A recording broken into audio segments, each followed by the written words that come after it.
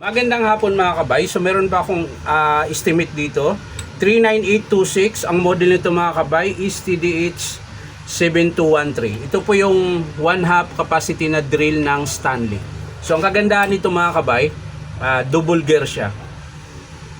Hindi katulad nung ibang drill na single lang, armature tapos gear kaagad. Ito double gear siya. Dalawa yung gear nito. Kaya mas malakas. Pero ito ngayon mga kabay, dinala ng customer.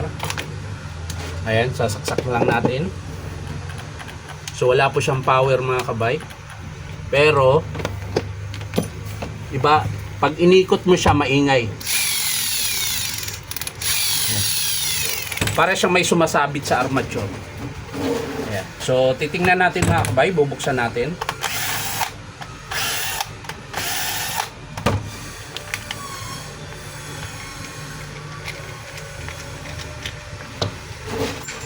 Yun, nalaglag pa. So ayan, mahaba pa carbon. Ayun. Tuklap po yung armature niya mga kabay. Hugutin lang natin tong carbon brush holder dito sa kabila. Kaya pala tumutunog mga kabay, tuklap po yung kanyang armature. Hugutin lang natin ito para makita, para hindi siya sasabit.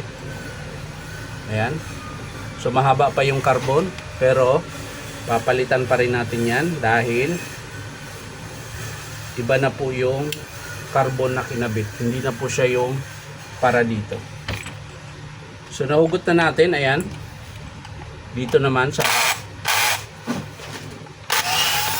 medyo matigas.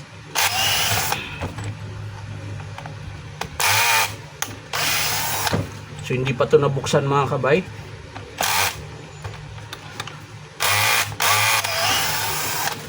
Kaya ako nasabi na hindi pa siya nabuksan dahil lumalagotok pa kapag tinanggal mo yung screw. Ibig sabihin meron pa siyang Loctite kung tawagin nila. So ito yung dahilan mga kabay. Oh.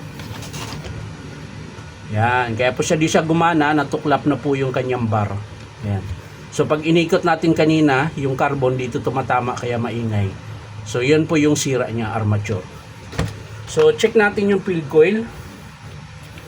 Ayan. So okay pa naman sa field coil mga kabay. Wala naman po siyang putol or hindi po din siya sunog. Ayan. So ang check lang natin dito mga kabay, itong switch kung gumagana.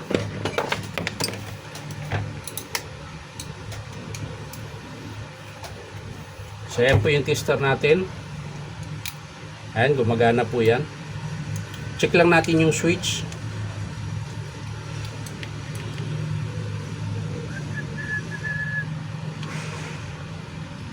So ayan mga kabay, pumapalo. Ayan, so okay pa po yung switch. Dito naman tayo sa gear mga kabay, tingnan natin.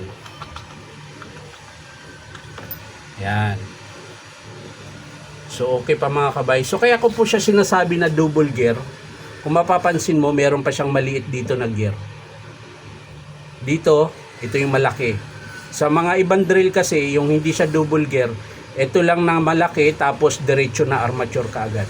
Ito sa kanya, dito pa dadaan yung armature sa maliit na gear. Ayan. Kaya kung iisipin mo mga kabay, mas malakas siya. Kasi dito yung armature, ayan. Yung pinakamaliit na gear, dito tumatama. Tapos itong maliit naman na gear, siya yung magpapaikot dito sa malaki na gear. Ayan. Kaya mas malakas siya. Kumpara pag nakadiretso yung armature dito sa malaki na gear. Ayan. Kaya po siya double gear. Ayan. So dito mga kabay, walang problema. Ayan. O, check natin yung hammer niya kung meron. Ayan, tatapat lang natin yung may martilyo. Ibig sabihin, pag nakatapat dito sa arrow na to, yung martilyo, ibig sabihin hammer po yan. So, tingnan natin, didiin lang.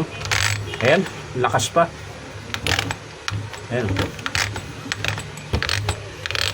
Ayan. Diba po, malakas pa. Tapos, ito yung drill. Dapat di siya ganun kaingay. Ayan, tahimik lang siya mga kabay.